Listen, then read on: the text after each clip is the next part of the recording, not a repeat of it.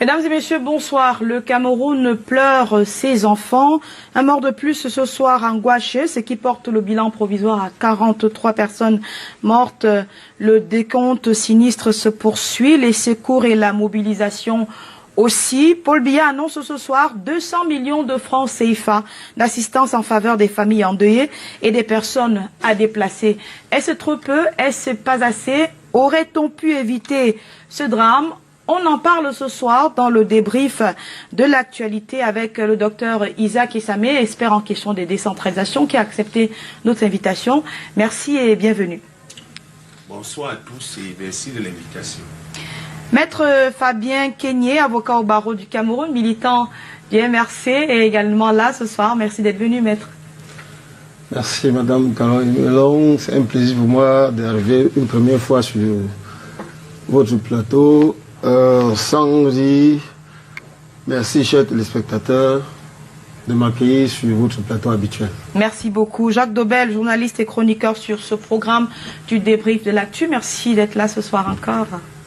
C'est un devoir, Madame le rédacteur en chef. Je crois que nos invités seront en mesure de combler les curiosités de nos millions de téléspectateurs à travers le monde. C'est toujours avec un plaisir renouvelé que je me retrouve ici. Et nous attendons donc le docteur Marcelin Béma qui nous vient de la communication du Rassemblement démocratique du peuple camerounais. Le temps pour nous, avant l'ouverture des échanges, d'écouter Paul Atangandi, le ministre de l'administration territoriale, sur le terrain du drame à Bafoussam depuis hier. C'est lui qui ce soir a apporté donc aux familles des victimes le message du chef de l'État. C'était cet après-midi à Bafoussam. Paul Atangandi, en présence de plusieurs membres du gouvernement, explique la prise en charge des victimes. Il est au micro de Walter Bertrand. Je vais vous donner la première d'une information du chef de l'État, son Excellence, M. Paul Biya. Le président de la République vient de décider à l'instant qu'il accordera une aide de 200 millions de francs CFA à toutes les familles endeuillées et des familles qu'on va recaser. Il y a donc 50 familles qui ont été recensées et les 50 familles vont recevoir la somme de 100 millions de francs CFA pour l'organisation des obsèques. Wow. Ensuite, il y a également 150 familles qui ont été recensées pour être recasées. Et ces familles vont recevoir également une dotation de 100 millions de francs pour leur permettre de quitter cette zone sinistrée qui est dangereuse. Donc c'est une information du chef de l'État et nous avons reçu pour instruction de la communiquer à la population de Bafoussam et de Ngouaché. Merci à vous donc, Walter Bertrand, de nous avoir transmis cette attitude du ministre de l'administration territoriale, Paul Atangandi. Il était donc ce soir en direct avec les médias à Bafoussam. Le bilan provisoire, toujours 43 morts, dont 36 corps formellement identifiés, des hommes, des femmes, dont 4 femmes enceintes, des enfants, des garçons, des filles, globalement. Je vais commencer par vous, docteur Essamé. 200 millions de francs CFA qui viennent du président de la République. Vous direz que c'est un geste salutaire pour ces familles? C'est un geste salutaire, mais il faut surtout préciser, après avoir bien sûr adressé les condoléances à ces diverses familles éplorées, que cela est prévu dans le budget de l'État. En réalité, ça entre dans ce qu'on appelle les catastrophes. Donc quand vous avez une tragédie ici au Cameroun, l'État est amené à vous aider. Et il faut savoir que le président de la République n'agit pas seulement comme chef de l'État, dans le cas précis, mais comme responsable principal de la protection civile. Donc il y a un organisme qui est chargé de la protection civile. Une direction au ministère de l'administration territoriale. Oui, il y a une direction. Il y a d'abord l'organisme central. C'est le président de la République qui est responsable. Donc, vous avez le Conseil national de la protection civile qui est dirigé par le secrétaire général à la présidence. de la République et où on retrouve maintenant le ministre de l'administration territoriale et une quinzaine d'autres ministres. Et effectivement, dans son ministère, il y a la direction de la protection civile. C'est une dame qui est en charge de cela. Elle se rend parfois sur le terrain, comme on l'a vu à Ezeka. Par les inondations aussi à Maga et dans l'extrême nord, globalement récemment. Tout à fait. Donc, ce qui a été indiqué entre en droite ligne de cela. Maintenant, donc c'était de l'argent prévu pour pallier les catastrophes. En cas de catastrophe, c'est-à-dire à chaque fois qu'il y a catastrophe au Cameroun, il y a de l'argent prévu dans les lignes budgétaires de l'État. Maintenant, est-ce que c'est suffisant? Vous savez très bien que aucun montant, aucune somme ne peut valoir une vie. Mais c'est un geste louable qui accompagne d'autres gestes qui avaient déjà été faits. Je rappelle que le ministre de la décentralisation et du développement local, il me semble, lui-même a proposé 25 millions au niveau de son ministère. Il y a d'autres acteurs qui sont en train de se sur le lieu du drame hier matin. Merci à vous. Maître Fabien Kenya, un commentaire sur cette dotation du président de la République. Ça soulage les victimes, vous direz que c'est salutaire aussi? Avant que je revienne à la dotation de M. Paul Biya, je voudrais dire d'emblée que mon cœur saigne, comme celui de beaucoup de Camerounais. Je suis en peine. J'ai une pensée extrêmement douloureuse pour toutes les personnes qui sont décédées. Quand on meurt, on ne parle pas. On ne mange pas. Madame Kalayomegon, vous êtes morte. Je suis mort. Votre père, votre mari, votre soeur, tous ceux pour qui nous sommes ici sont morts. Nous ne les reverrons plus de quelque manière que ce soit. Venons donc au don de M. Paul Biya. Qu'est-ce que cela peut apporter à ces familles si durement éprouvées? Je ne voudrais même pas porter des observations sur ce don.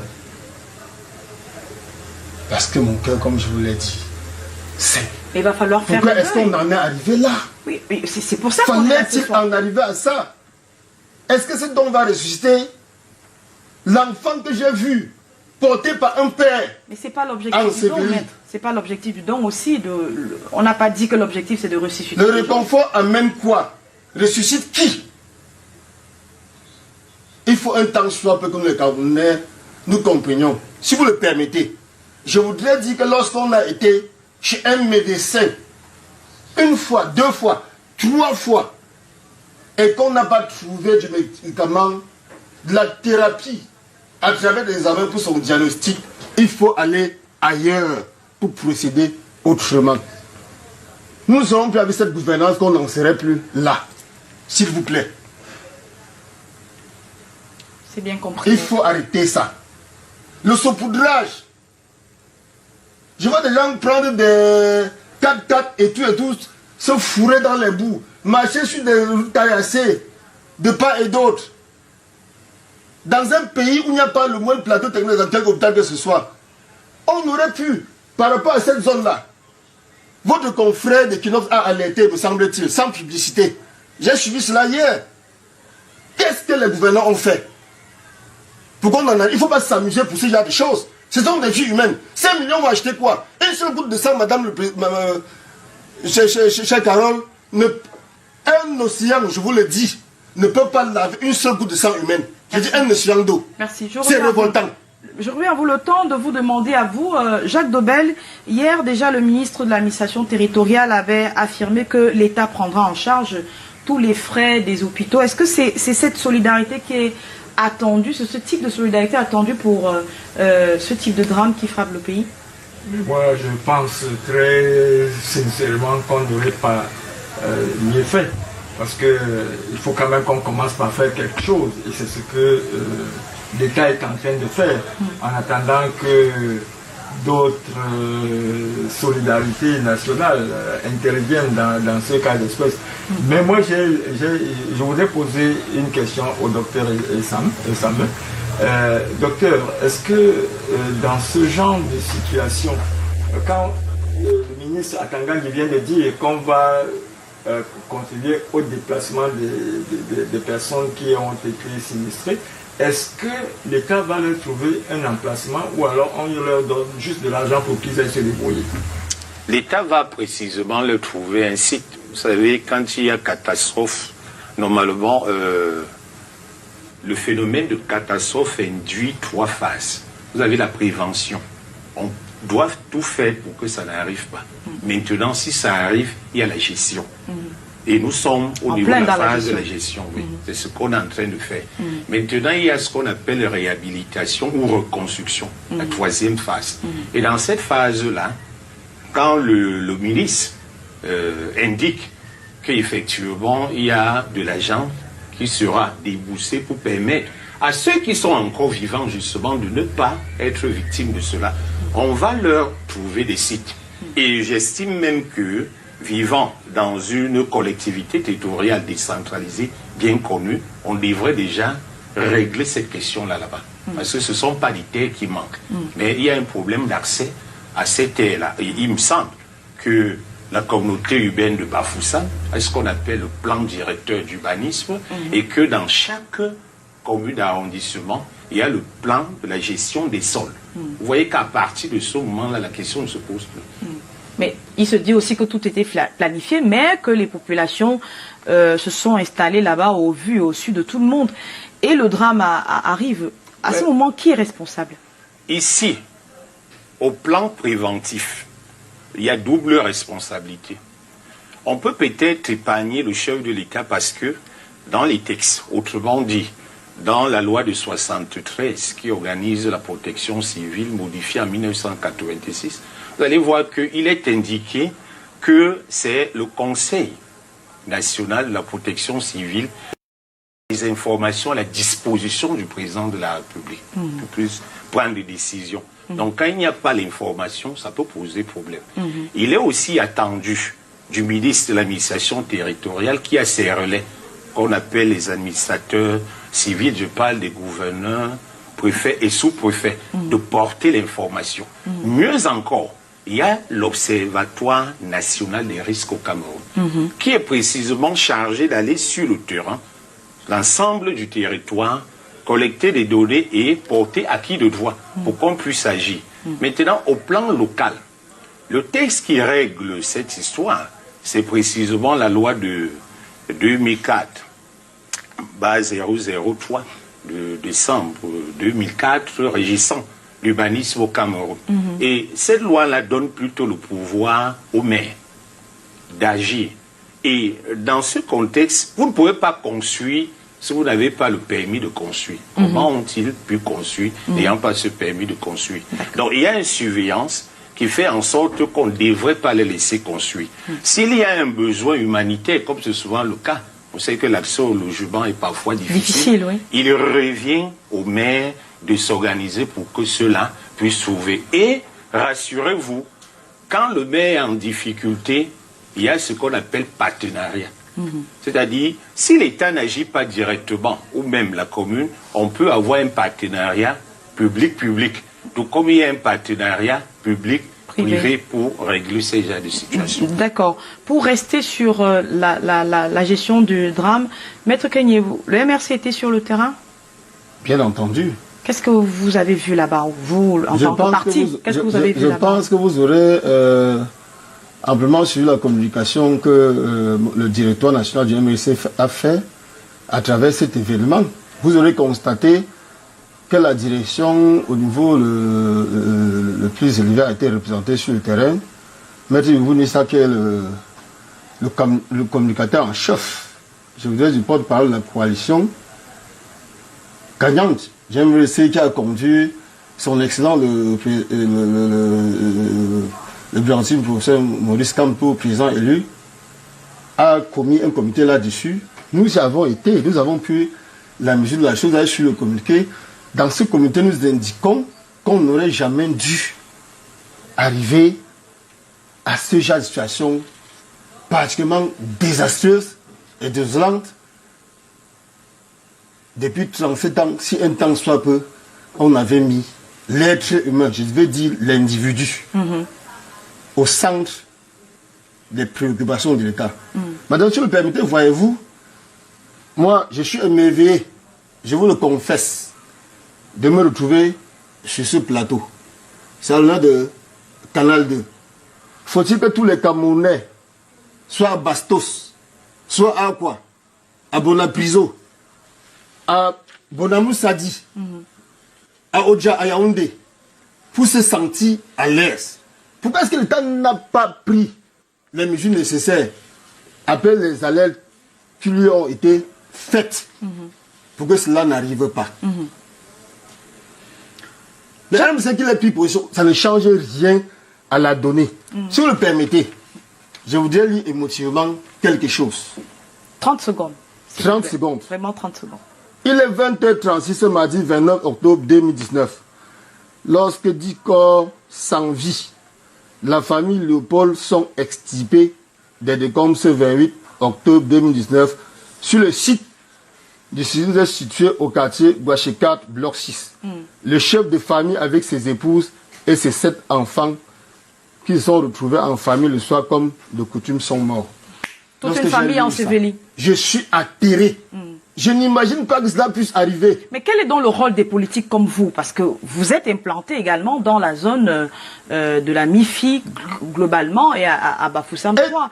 Quel est votre rôle à vous? À travers votre question, vous comprenez dans la problématique de la dévolution du pouvoir,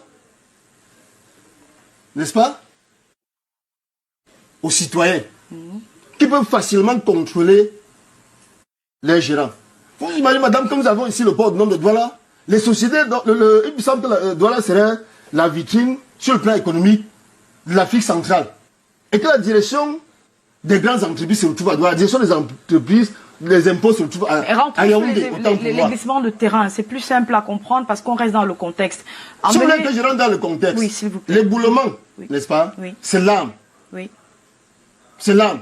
Qui a porté cette arme pour tuer? Je ne voudrais pas culpabiliser, je ne voudrais pas, je ne sais pas, enfoncer le clou. On n'en serait pas là, c'est révoltant. Il faut que ça cesse. J'ai compris. Dans ce pays. Jacques Dobel, un deuil national, ça, c'est nécessaire dans le cas d'espèce? Mais ça, je crois que c'est à la discrétion des pouvoirs publics, à la discrétion du gouvernement, principalement du président de la République. Moi, ce que je voudrais demander à Maître Kenyé, les phénomènes de la nature sont incontrôlables. Est-ce que qui a déclenché la pluie, les précipitations qui ont entraîné l'éboulement du terrain? C'est pas quelqu'un. La pluie est tombée. Vraiment, je ne sous-estime pas ce qui vient de se passer, mais la pluie est tombée, on ne pouvait pas l'empêcher. Monsieur Jacques Dobel, c'est avec plaisir, avec un sourire triste. Je ris parce que je n'ai plus de larmes pour pleurer. Pour répondre à votre question. C'est un phénomène naturel. Tout à fait. Vous devez me demander s'il n'y avait pas eu de pluie, est-ce que cela ne serait pas arrivé? Est-ce que vous connaissez le Japon? Je connais. Vous êtes plus ancien que moi. Vous êtes expert en communication, expert en journalisme que moi. C'est une question d'anticipation. C'est-à-dire le Japon, par exemple, est assis sur des phénomènes tectoniques. Tout à fait. Vous savez comment on fait pour construire là-bas? Vous savez comment les gens font pour se prémunir de la catastrophe quand un temps soit ils sentent un séisme? Cela vient peut-être un an avant. C'est prévu. Pour en revenir à votre question concernant le contexte camerounais. Exactement. Je vous ai indiqué qu'Equinox, un journaliste d'Equinox, sur le contrôle de Mme Carole, a dit qu'on avait alerté et le préfet, le représentant du chef de l'État sur place, je lui tiens un coup de chapeau pour avoir pris sur lui de descendre sur le terrain. Et finalement, il est arrivé, il a dit aux populations que ce terrain est dangereux. Vous ne pouvez pas y habiter.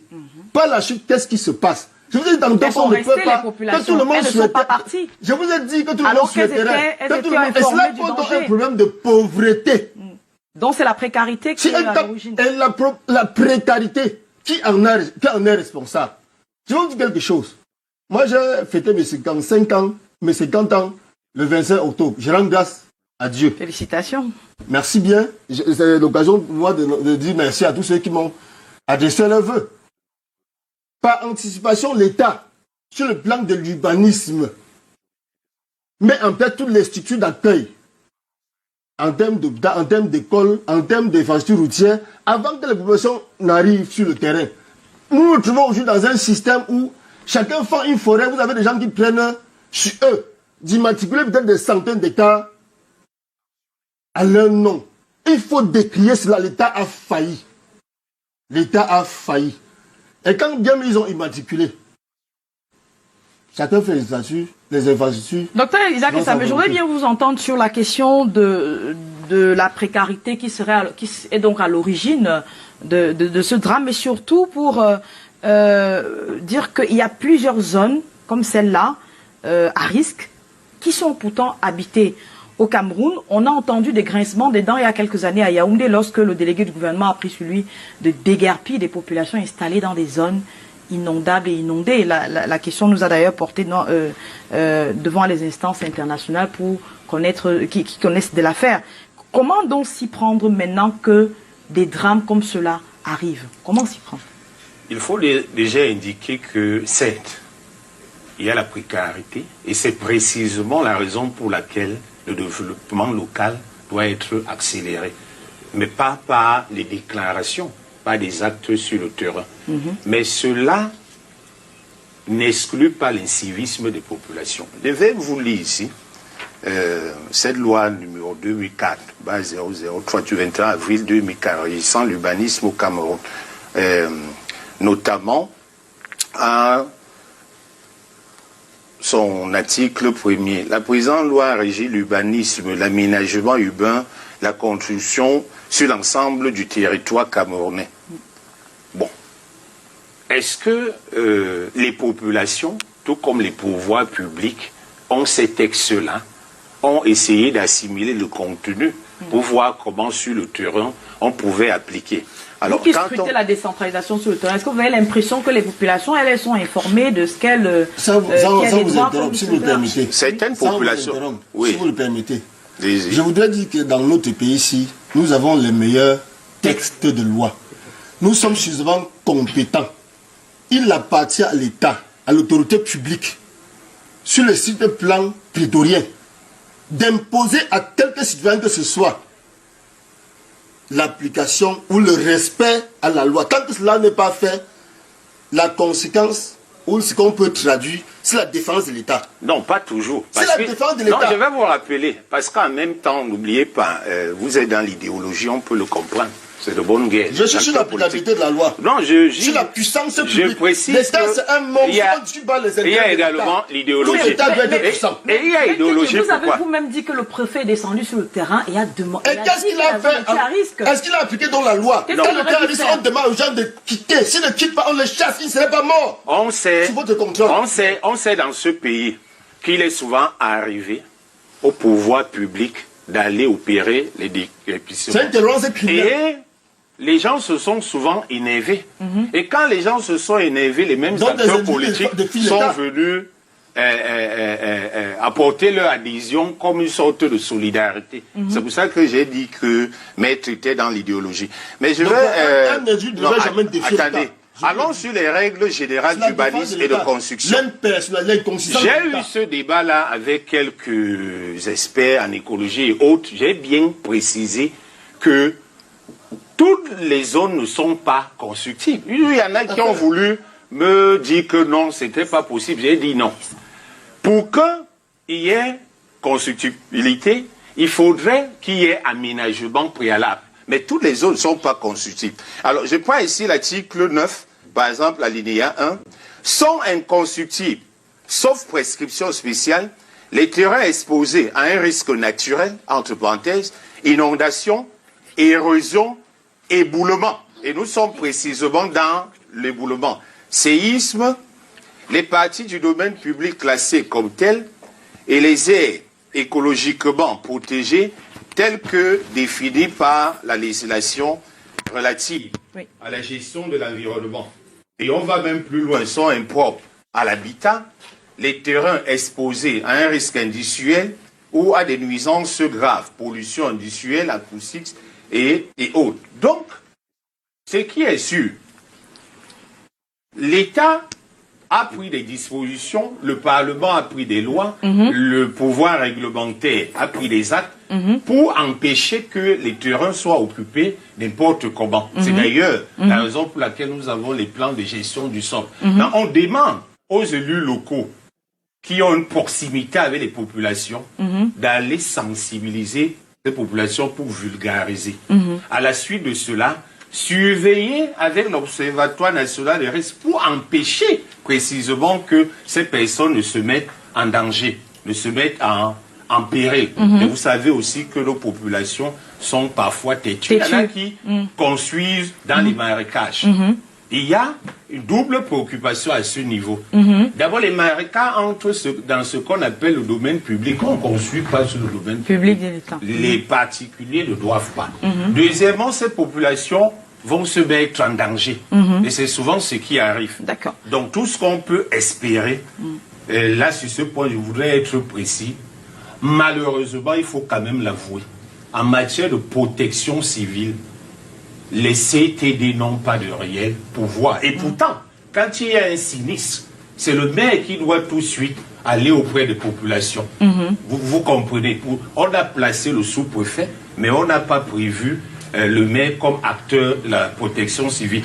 Par contre, il intervient dans le cadre de l'urbanisme. D'accord.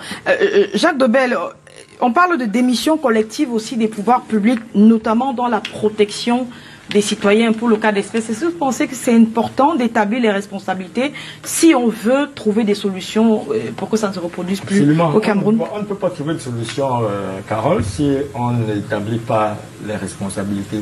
Et ces responsabilités sont vraiment partagées. Hein.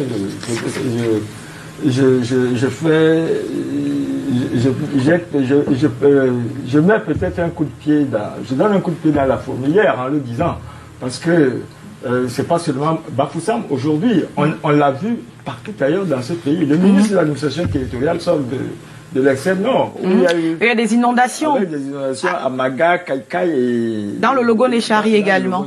Bon, les responsabilités sont partagées. Mais l'État a la puissance nécessaire pour pouvoir déguerpir les populations quand il le veut, et quand il le veut d'ailleurs, ce n'est même pas une question de pouvoir. L'État doit pouvoir le faire. Mais nous avons souvent cet argument. Je veux aller où? On l'a souvent entendu quand il y a ce genre d'opération un peu partout. Je veux aller où? Je suis au Cameroun, je suis Camerounais, il faut que je m'installe là où je peux. Encore qu'on dit que le pauvre construit là où il peut, et les riches là où il veut. Mais quand on regarde ceux qui construisent dans les marécages, au flanc des... C'est pas toujours des pauvres. C'est pas des pauvres, parce qu'il y a beaucoup de choses à faire. Il faut casser les collines, il faut remblayer, il y a beaucoup de choses à faire. C'est vraiment pas un problème de pauvres. C'est tout simplement que nous aimons beaucoup la facilité. Il faut le... Maître Kenny, est-ce que vous avez pensé à cela au MRC? Parce que il se dit aussi que les politiques ont un rôle d'éducation et de discipline des populations. Vous êtes concerné autant, puisque vous êtes acteur de la politique publique. Comment vous y pensez-vous à ce que ce type de drame ne se reproduise plus? Si vous le permettez, je voudrais d'emblée, avant de répondre à vos questions, dire que dans un pays qui se respecte, soit dit de démocratie, nous n'en serions plus là à pérorer ou à faire des incantations. Les responsabilités seraient tirées d'une manière ou d'une autre. Toute personne qui aurait pu être impliquée d'une manière que ce soit aurait démissionné. Mais qui doit tirer ses responsabilités? Pardon, je vous demande. Qui va tirer? Je vous ai bien dit, dans une démocratie, nous avons malheureusement imaginons une gouvernance où personne n'est responsable de rien, tout va à volo. Si vous voyez dans le processus de construction. Vous aurez, même pour des constructions normales, autour de 10 intervenants. Autour de 10 intervenants qui créent une sorte de goulot d'étranglement. Ce qui n'est pas possible. Pour ce qui nous concerne, nous sommes, pour ce qui nous concerne, pour me répéter, dans une alternance, dans une alternative, autre que ce que nous vivons. Je vous ai dit tout à l'heure que lorsque vous allez chez un médecin, il fait un diagnostic, une fois, 2 fois, 3 fois, et vous appelez une thérapie, ça ne marche pas. Il faut changer. Ce n'est pas nécessairement parce que le médecin est incompétent, c'est parce que le médecin, c'est parce que le médecin ne sait pas. À côté, il y a peut-être d'autres compétences. Il faut changer le médecin. Il faut changer de médecin. Et pour ce qui nous concerne, nous demandons qu'une stricte application de la loi. Je vous ai dit que Cameroun a les plus beaux textes. Nous sommes gangrénés par la mal gouvernance, imbibée de corruption. C'est ça qui ne nous permet pas d'évoluer. Pas le culte de personnalité. Parce que voyez-vous, dans ce genre d'événements, chacun attend les élections de tel et de tel. On ne va tirer aucune responsabilité. On va vous créer une commission d'enquête qui n'aboutira à rien, comme cela se fait le plus souvent. Nous, MRC, nous plaçons l'individu, qu'il soit, même celui qui dort dans la rue, au cœur de nos préoccupations. C'est cela qui nous intéresse. Merci beaucoup. Docteur Essamé, vous avez dit qu'une décentralisation effective en 6 mois permet de prévenir ce type de tragédie. Comment?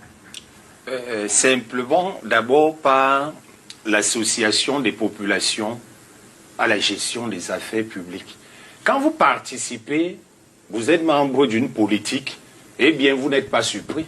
Autrement dit, si les populations sont associées au jour le jour à la gestion de leur quotidien, eh bien, elles comprendraient, par exemple, qu'il n'est pas bon de se mettre en danger, qu'il est bon de prévenir, qu'il est bon de porter les revendications, des préoccupations aux autorités compétentes en leur montant le bien fondé. Et donc, dans le cadre de cette participation, cela pourrait être réalisé. Donc, tout part de la sensibilisation, parce que vous avez 2 phénomènes, l'ignorance et la mauvaise foi. L'ignorance pour ceux qui ne savent pas, la mauvaise foi pour ceux qui connaissent l'existence des diverses procédures, mais qui décident de défier la loi. Voilà. Donc, si on associe les populations à cela, je crois qu'une sensibilisation d'1 mois est suffisante. C'est-à-dire qu'on mobilise les médias publics et privés, vous êtes là, les autorités... La communication de proximité. Absolument. En 1 mois, comment on ne peut pas s'en sortir pour démontrer aux populations qu'elles sont actrices du développement? Parce qu'en réalité, s'il y a développement, les risques sont réduits. S'il n'y a pas de développement, les risques sont plutôt optimalisés. Donc, après ces sensibilisations-là, je crois que en associant toujours les populations dans ce qu'on appelle le processus de prise de décision, jusqu'à aujourd'hui, on observe un problème. Les pouvoirs publics décident, et même au niveau local, c'est-à-dire qu'on est retombé au piège de ce que certains dénoncent. On parle de centralisation. Mais quand vous arrivez dans les CTD, il y a encore une centralisation locale. Pourquoi? Parce que dans le processus de prise de décision, les populations ne sont pas associées. Il n'est pas question de décider et de dire aux populations, voilà. Il est question d'aller vers ces populations-là, recueillir leurs propositions et faire avec elles. Chaque fois que les pouvoirs publics vont agir avec les populations, eh bien, il n'y aura plus ce genre de travail. Dans le cas d'espèce, il aurait fallu aller sur ce site et leur dire, écoutez, vous vivez dans une zone qui est à risque, leur trouver un espace de recasement dont résoudre ce type de problème. C'est comme ça qu'on aurait procédé. Et il y a des dans plusieurs autres coins du Cameroun. Elle est contrainte à quitter le coin. Non, la contrainte, même quand vous avez... Non, il n'y a pas que la force. Sur les gens contraints, ce n'est pas mort. Attendez. La démocratie, ça ne va pas de la violation de la loi. Il n'y a pas que la violence. Elle a résumé, elle a bien compris. La démocratie, ça ne va pas de la violation de la loi. Non, voilà, on va près des populations. C'est une tolérance qui mêle. Comprendre que la position n'est pas bonne. C'est une zone à risque, elles peuvent perdre leur vie. Et on leur propose donc des endroits, des zones où aller construire. On ne vient pas... Vous ne pouvez pas brutaliser la population avec laquelle vous fonctionnez. C'est la raison pour laquelle j'ai dit... Une population électrice, d'ailleurs. Oui. Donc, qui peut sanctionner ce type de comportement dans les élus locaux n'ont pas encore compris qu'ils agissent au nom des populations. Et même quand vous êtes élu, j'ai vu des gens faire des interprétations erronées du mandat impératif. Le mandat impératif ne veut pas dire que quand on est élu, on fait ce qu'on veut. C'est parce que ça signifie. Le mandat impératif, c'est que une fois que vous avez été élu, on ne peut pas vous démettre avant la prochaine élection. C'est ce que ça veut dire. Mais ça n'exclut pas le fait que vous êtes tenu de faire ce que les populations demandent. Quand vous êtes en phase des populations, mais qu'est-ce qui peut arriver? Vous voyez un président de la République, mettre maintenant votre réaction et puis l'élu local dit que ne courez pas les risques. Qui va les courir? Vous garantissez que la force aurait réglé le problème à Anguaché? Quand je suis mon contradicteur, au docteur parlait là, moi j'ai l'impression qu'il justifie l'impuissance de l'État. Quelle impuissance de l'État? Vous êtes allé en Angleterre, on ne tape pas sur les gens à tout bout de route. La police n'a même pas d'armes. Et c'est j'ai comme l'impression qu'il justifie l'impuissance de l'État. Est-ce à dire que l'État en est arrivé à se soumettre aux citoyens ordinaires? Vous me permettrez d'évoquer, malheureusement, à mon corps défendant, le contexte post-électoral, où vous avez vu les moyens déployés par l'État pour mater des citoyens sans armes. Mater qui? Les populations ou les acteurs politiques, je ne sais pas. Vous ne m'interrogez pas, c'est pas vous les journalistes. Vous n'êtes pas mon contradicteur. Parce que vous avez... Je vous indique que je persiste. Je plaide. Vous me permettez. Vous m'avez de la parole pour réagir par rapport à ce qu'il a dit. Moi, j'ai indiqué... Je vous relance là-dessus en disant, en restant sur le cadre des glissements de terrain ou de la politique publique qu'on questionne. J'y suis. On comprend. Et j'étais donc en train d'expliquer l'impuissance de l'État que le docteur Essamé voudrait justifier. Cela est impossible dans un État qui se respecte, dont les citoyens lui ont dévolu la représentativité, la puissance. C'est un problème de déconnexion, d'inadéquation entre les administrés et l'État. D'accord. Parce que voyez-vous, il a parlé par exemple de mandat impératif. Celui qui a le mandat impératif ne rend pas du tout compte aux citoyens. Il rend compte plutôt à sa hiérarchie. Et c'est ça qui pose problème au parti qu'il a investi. Au-delà du parti, mais il rend compte au parti État, RDPC dans notre contexte. Et c'est ça qui pose problème. Mais les mandats sont impératifs pour tous les partis politiques. Hein. Je ne suis pas sûr. Ce n'est pas une affaire de parti politique. Peu importe le parti qui viendra. Peu importe le parti qui viendra. Madame Caroline Melon, c'est bien compris. Si vous me permettez, peu importe le parti qui viendra gouverner le Cameroun de demain. Le problème, c'est une affaire de confiance entre l'administré et l'administrateur. Tant que le nœud gordien là est coupé, vous avez beau m'appliquer la force que j'invoque pour rester en accord avec la loi, les populations ne comprendraient pas. Et par rapport à cette coercition-là, je vous ai dit, sur le chemin de la compréhension, de la sensibilisation, vous aurez le pauvre qui construit sur ce terrain qui lui apporte la mort, il aura au moins 10 interlocuteurs à son chevet.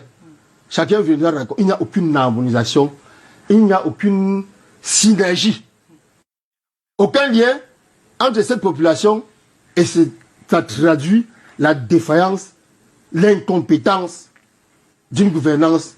Merci beaucoup. À laquelle il faut mettre un terme pour de bon. Jacques Debelle, sur la même question, vous voulez réagir tout à l'heure au propos de 6 mois pour remettre en place une décentralisation effective et résoudre ce type de problème. Je voudrais tout simplement faire remarquer à ceux qui nous suivent que nous avons quand même dans ce pays quelques communes qui sont gérées par des partis d'opposition. Je ne voudrais pas le nommer pour ne pas les stigmatiser. On a compris. Mais ce que je voudrais dire, c'est que... Vous pouvez les citer, je peux me tromper.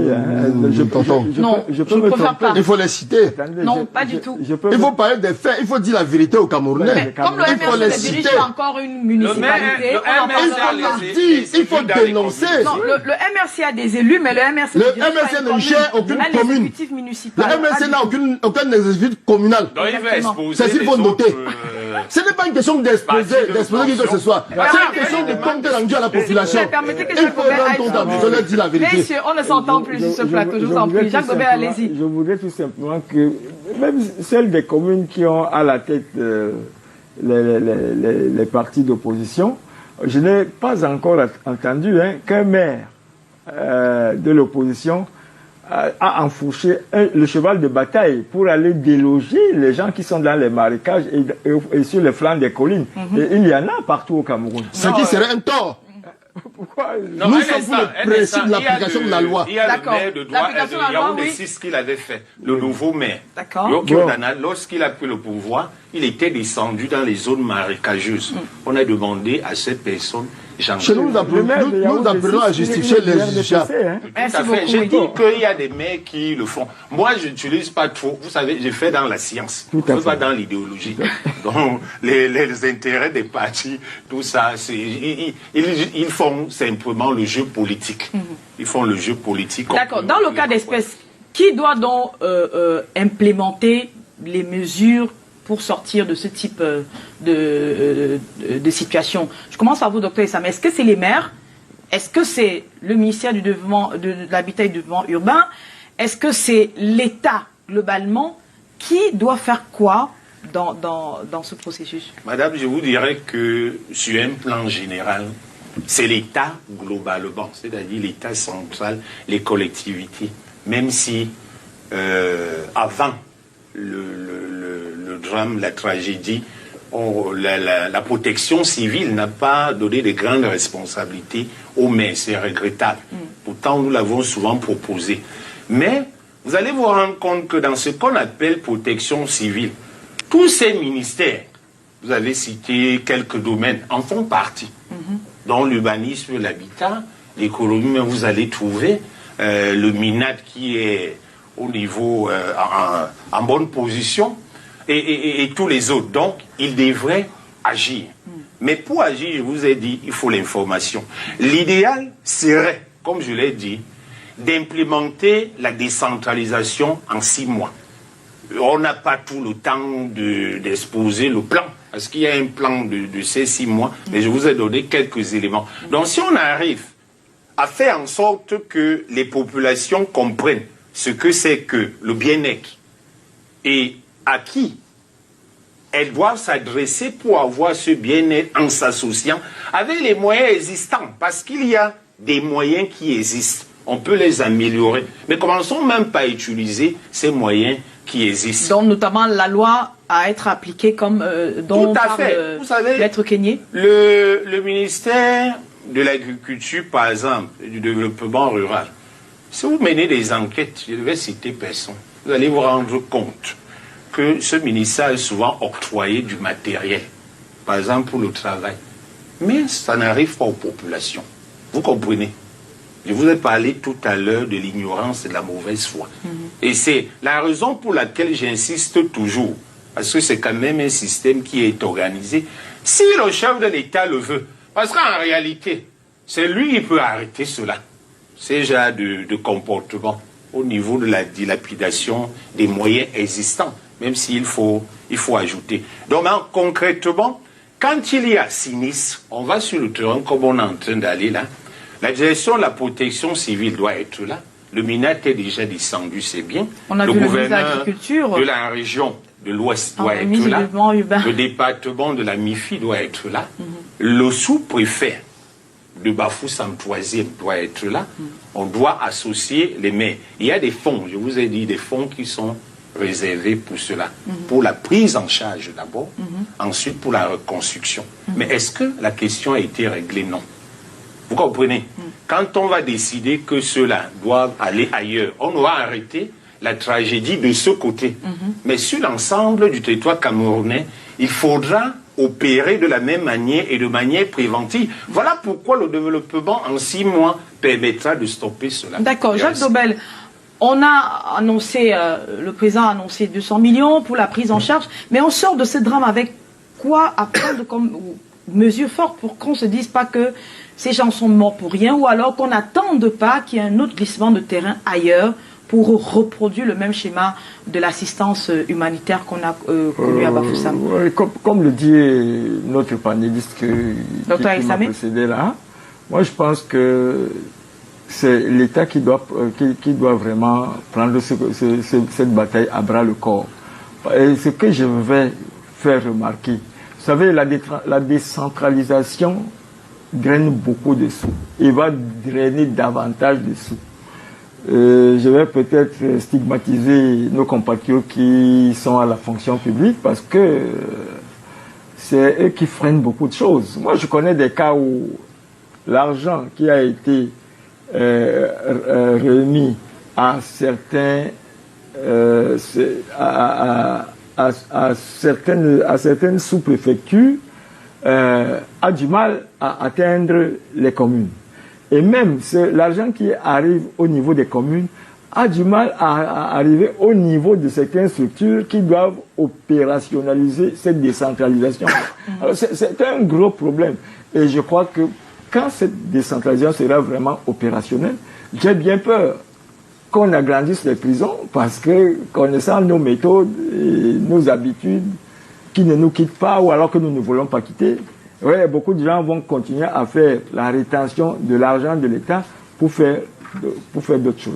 Le MRC est favorable à une décentralisation telle que le décrit le docteur Essamé, Maître Kenyi.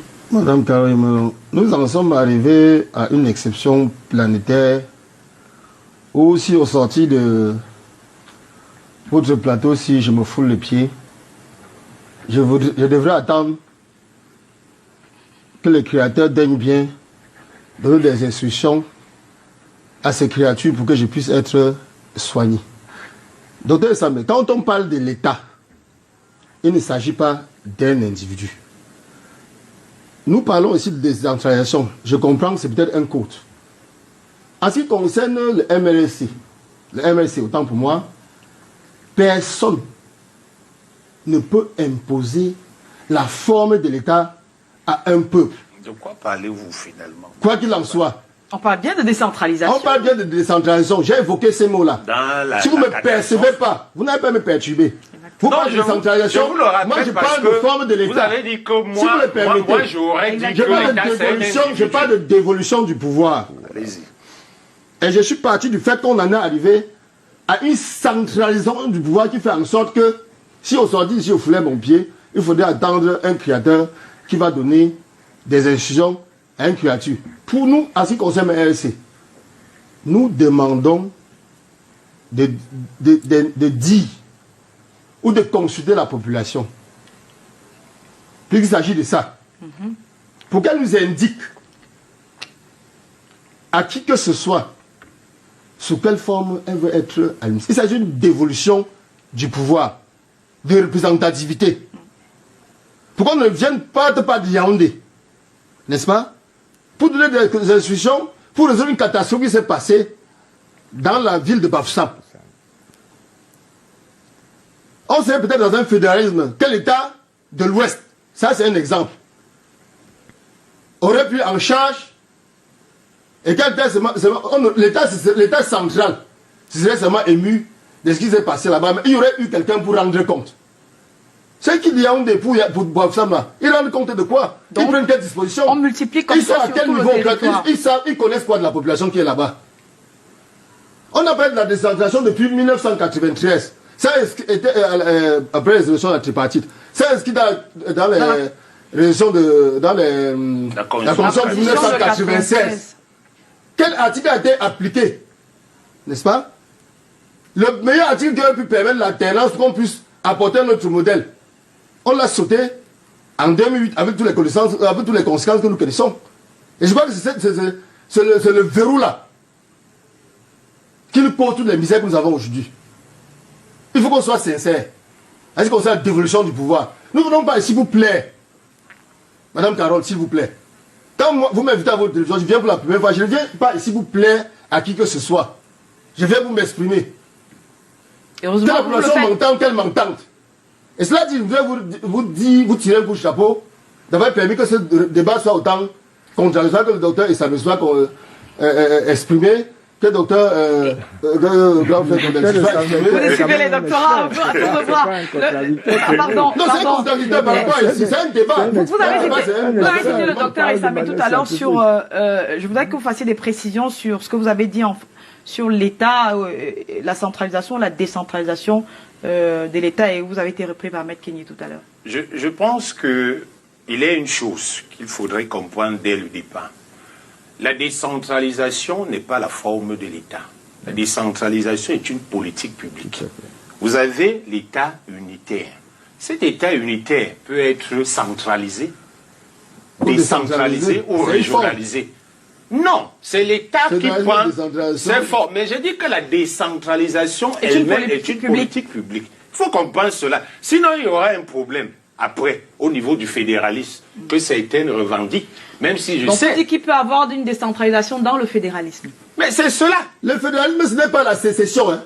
On le sait, personne ne la majorité des Camerounais sont pour le fédéralisme. On le sait. Oui. Je peux me tromper. On le sait. Pour le fédéralisme, je peux me tromper. Que je poursuive. Et donc, on n'impose rien à personne. Dans l'État unitaire et dans l'État fédéral, on peut avoir la décentralisation. D'ailleurs, je rappelle que les États les plus décentralisés du monde sont les États fédéraux. On a par exemple la Belgique qui applique le fédéralisme et la décentralisation. Même chose pour les États-Unis, même chose pour la République fédérale d'Allemagne. La Grèce a essayé, elle a un peu eu des difficultés. Et pourquoi ça pose problème au Cameroun? Alors, au Cameroun, il y a eu un choix qui a été fait. Je ne veux pas entrer dans l'idéologie, mais si vous voulez l'idéologie, je vous dirais ceci.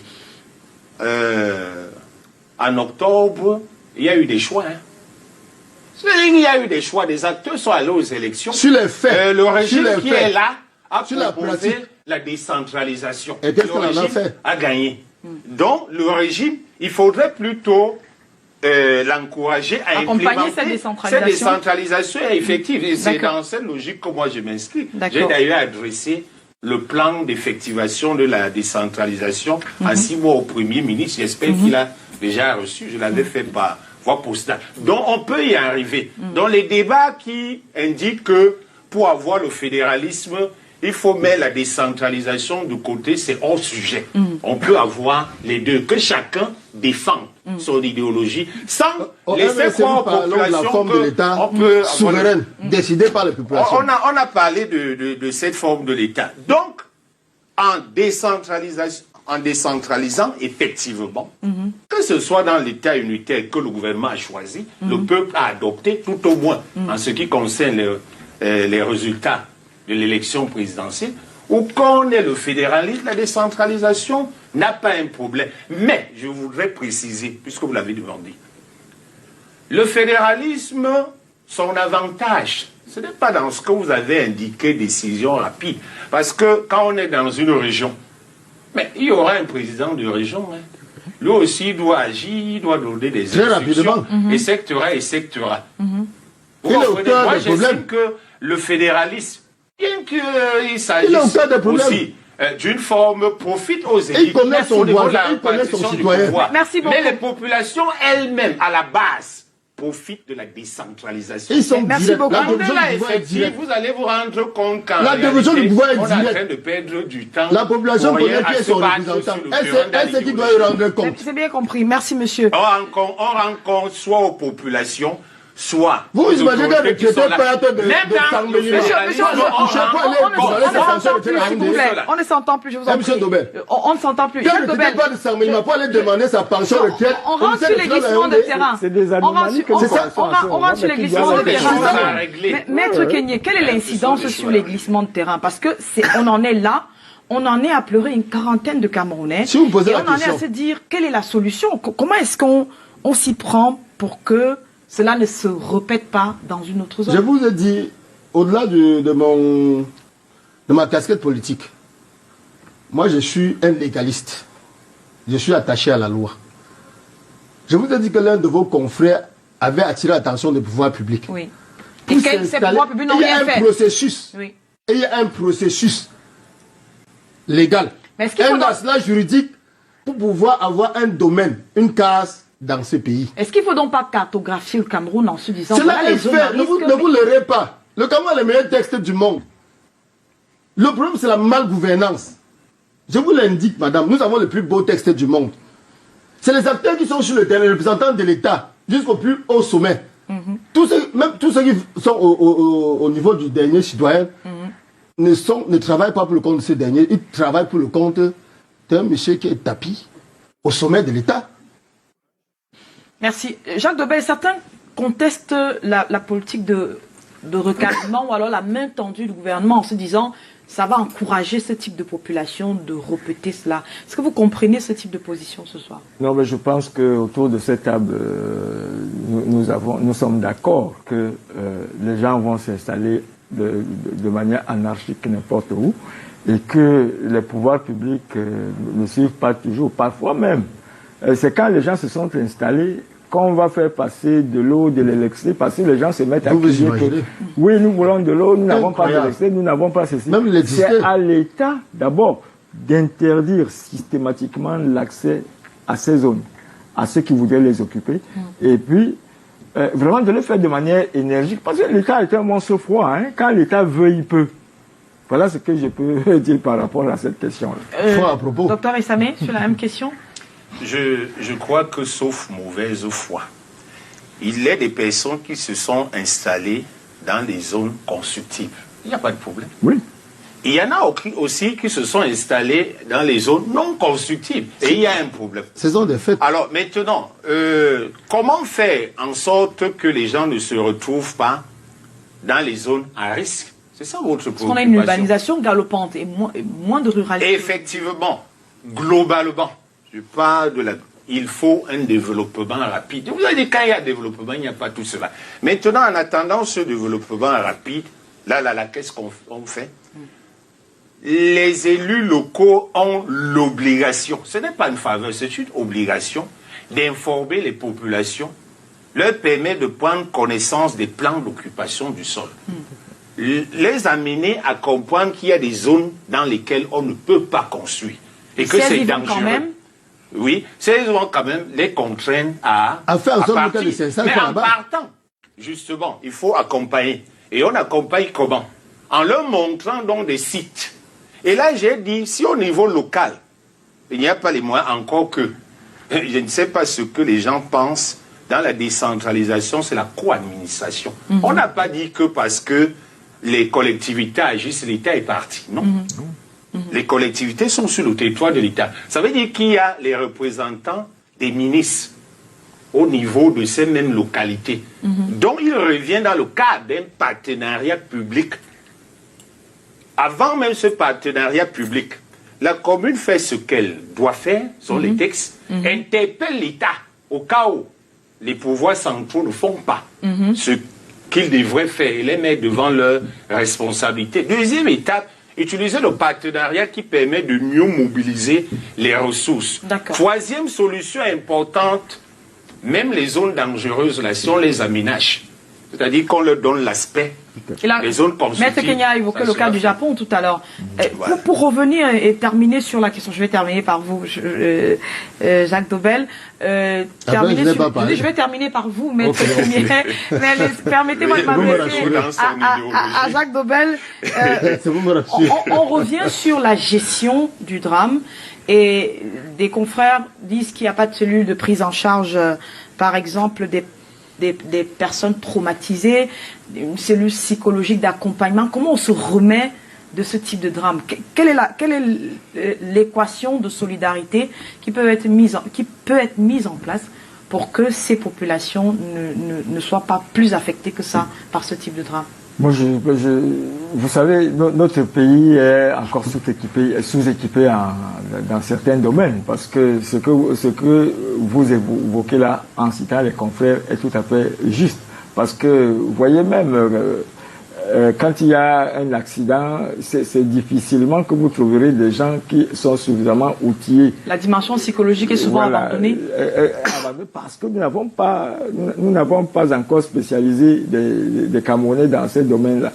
Et nous, en tant qu'Africains, Bantous, semi-Bantous ou Sahéliens, nous savons que nous avons une solidarité agissante. C'est même ce qui s'est passé déjà dans ce quartier depuis la nuit depuis la nuit de lundi, où des gens sont partis spontanément de plusieurs points de Bafoussam pour aller venir porter assister secours à ces gens qui sont en détresse. Et je voudrais préciser là, Monsieur Dobel, que et là, l'État encourage. Oui. Parce que même sur ce point-là, il y a une tolérance administrative. Et il y a un texte sur la générosité au Cameroun qui dit qu'avant d'apporter de l'aide, vous devez obtenir une autorisation. Donc, si on veut collecter, si on veut lancer une collecte de dons, par exemple, pour ces victimes, comment on procède? Est-ce que vous, dans votre contexte, vous comprendrez qu'il y a une solidarité nationale qui se met en place pour ces victimes? De manière spontanée, et l'État le comprend, c'est ce que je suis en train de dire. Tous ceux qui peuvent se mobilisent. Mais il y a déjà des fonds. Mais il y a très peu de mobilisation visible. On a entendu juste, peut-être c'est très discret. Maître Kenny nous dira tout à l'heure si le Non, MRC le problème c'est quoi en fait, comme je vous le disais au départ, si les populations sont en face avec ceux qui les dirigent dans la localité, avec ceux qui les dirigent au niveau central, ça va vite plus se organiser comme ça. On vit en famille, on se comprend, on prévient certaines choses. Dans le cas d'espèce, c'est ça ou c'est pas ça? C'est ça à 90%. Puisque jusqu'ici, le problème n'a pas encore été totalement réglé. Mais c'est dans le processus. J'espère donc qu'on va atteindre les 100%. D'accord. Maître Kenny, je termine avec vous. La solidarité du MRC s'est manifestée comment vis-à-vis de ces populations-là? Madame Carole, quand vous parlez, je vais commencer par la cellule psychologique dont vous parlez tout à l'heure. Ça relève des sophismes. En ce qui concerne le contexte camerounais, il y a la prise en charge. Ça a 1000 lieux. La prise en charge. C'est prévu ainsi. La prise en charge apporte quoi? Ça apporte l'accompagnement sur le plan psychologique. Mais les services de la santé sont mobilisés pour ça. Les collègues, les psychologues. Merci beaucoup. Maître Kenny, allez-y. Vous voulez adhérer au MRC? Non, Maître Kenny, je vais donner mon temps de parole par trois fois. Je suis assez généreux. Et je vous le rends parti national. Je vous dis, invite dès demain. Je vais vous inscrire là. Pourquoi faire? Pour en venir, pour changer le pays, pour l'alternance. Pourquoi? Pour faire autrement. Parlons de cette solidarité. Quand un MSC pour ce qu'il va faire, ou pour ce qu'il peut faire, ce qu'il a déjà fait, ou ce qu'il a déjà fait, sincèrement, quand le MSC agit, ça se sait. D'accord. Nous faisons beaucoup. Vous l'avez constaté.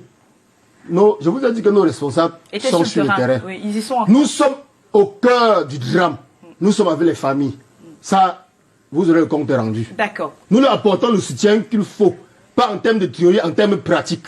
Et ça participe de la politique de l'argent, la ça participe de son programme politique. Nous sommes avec eux, tant à l'hôpital que sur le terrain. Je vous le dis. Merci. Vous pourrez le vérifier. Si vous voulez révéler, me contredire demain, moi je vous le dis. Sur le contrôle, mon directeur ne me démentira pas. Ça, c'est la marque déposée du MRC. Vous l'aurez constaté à travers l'embâtiment de nos amis politiques et de tous les autres Camerounais que nous avons agi, nous avons été... Est-ce que vous avez associé des experts comme Dr Issa me le dit? Je vous ai dit, bien entendu. Les associés. Merci beaucoup. Vous savez que les experts n'ont pas besoin de prendre la carte. Je peux vous rassurer. Merci, je peux vous convier. Les experts n'ont pas besoin de prendre la carte. Et pour chuter, vous aurez constaté, moi je ne voudrais pas évoquer notre domaine, car ce qui nous concerne, nous avons une large ouverture qui concerne tous les citoyens camerounais pour la renaissance national du Cameroun. Merci, Maître Kenny. Merci. Je vous remercie. Docteur Samé d'être venu, Jacques Dobel, merci. Merci à vous d'avoir regardé. L'information se poursuit sur Canal 2.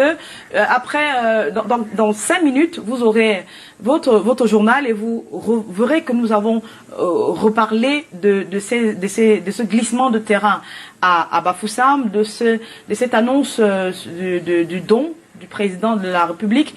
Et bien sûr, nous avons fait le tour du pays pour vous montrer ces zones à risque qui sont habitées actuellement et qui sont donc possiblement des hommes à déguerpir dans les jours qui viennent. Si rien n'est fait, ça peut aussi partir de là une catastrophe qui endeuillera le Cameroun. Merci à vous d'avoir regardé. À demain avec un autre sujet que l'actualité nous produira et à débriefer. Bonne soirée.